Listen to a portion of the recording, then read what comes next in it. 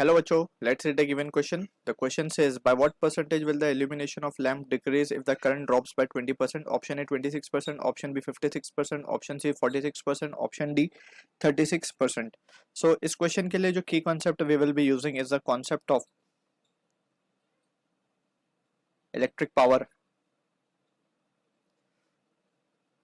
So अगर electric power की हम बात करें, basically power is given by the expression I square into R. ठीक है ना, जो पावर डिसिपेट होता है across the resistance that we write it as to be I square into R. ठीक है, अब यही एक्सप्रेशन को अगर हम यहाँ पे यूज करें फॉर द गिवन क्वेश्चन, तो हम यहाँ पे देख सकते हैं कि जो लैंप है उसका रेजिस्टेंस तो कांस्टेंट है. So in that situation what we can write is P is proportional to I square.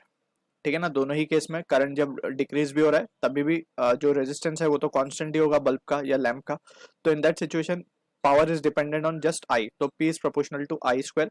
So हम यहाँ पे लिख सकते हैं power final minus power final upon power initial will be equals to, इसको हम लिख सकते हैं I final upon I initial का स्क्वायर.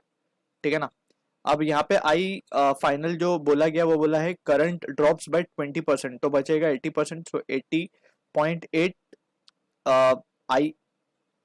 I डिवाइड बाय आई का स्क्वायर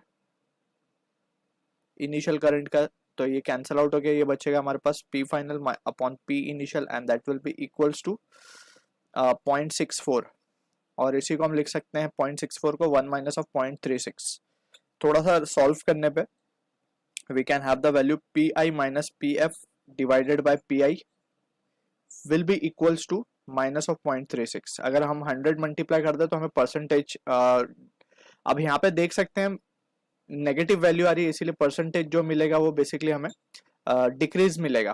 ठीक है ना, तो यहाँ पे बोला गया by what percentage will the illumination of lamp decreases. ठीक, तो negative sign just decrement show कर रहा है. So what we can write is delta P by P into 100 will be equals to 36%. So this is the answer for the question. Option को अगर देखें तो D will be the correct answer for this. So I hope you understood the solution. All the best.